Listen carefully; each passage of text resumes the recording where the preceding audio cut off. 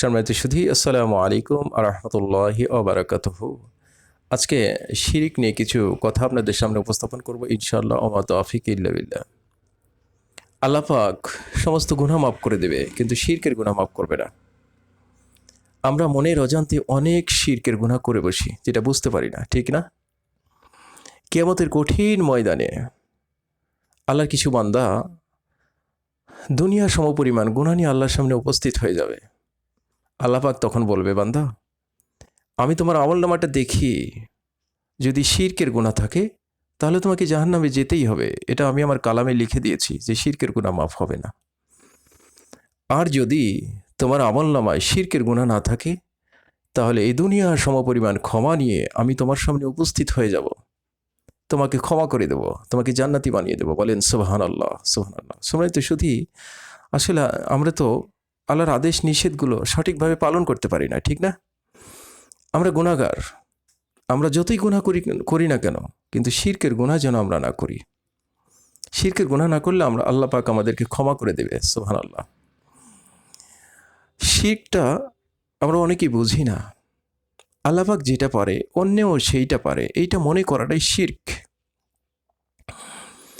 আল্লাহ পাক জীবন দিতে পারে, আল্লাহ পাক জীবনদাতা, আল্লাহ পাক মৃত্যুদাতা, আল্লাহ পাক রিজিক দাতা, আল্লাহ পাক আইন বিধানদাতা। এখন আপনি যদি মনে করেন যে অন্য কেউ জীবন দিতে পারে, অন্য কেউ মৃত্যু দিতে পারে, অন্য কেউ রিজিক দিতে পারে, অন্য কেউ আইন বিধান দিতে পারে, এটা যদি মনে করেন তাহলে আপনার আমল নামায় শিরকের গুনাহ লেখা হবে। সম্মানিত শুধু আমরা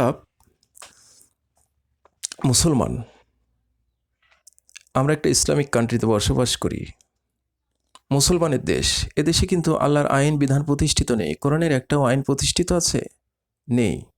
অথচ আইন বিধান দেওয়ার মালিক আল্লাহ। আমরা বাংলাদেশের মানুষ, কিন্তু আল্লাহর আইন বিধান প্রতিষ্ঠার জন্য চেষ্টা করছি না। আমরা মানুষের আইন বিধান প্রতিষ্ঠার জন্য চেষ্টা করছি। আপনি যদি মনে করেন আল্লাহ ছাড়া অন্য কেউ আইন বিধানের মালিক, আইন বিধান দিতে পারে, এটা মনে করলে আপনার আমলনামায় শিরকের গুনাহ লেখা হবে। অথচ দেখেন, আমরা মানুষের আইনের জন্য কত না চেষ্টা করতেছি, মানুষের আইন বিধান প্রতিষ্ঠার জন্য কত না চেষ্টা করতেছি। যে মন গড়াভাবে আইন প্রতিষ্ঠা করে সমাজ পরিচালনা করতেছে, রাষ্ট্র পরিচালনা করতেছে, আমরা তাদেরকে সাপোর্ট দিচ্ছি, তাদের পিছনে ঘুরতেছি। বলেন তো, এটা কি আপনার আমলনামায় শিরকের গুনাহ লেখা হচ্ছে না? আইন বিধানের ক্ষেত্রে আপনি কি ওই নেতাটাকে, আপনার ওই দলের প্রধানকে প্রভুত্বের আসনে বসিয়েছেন না?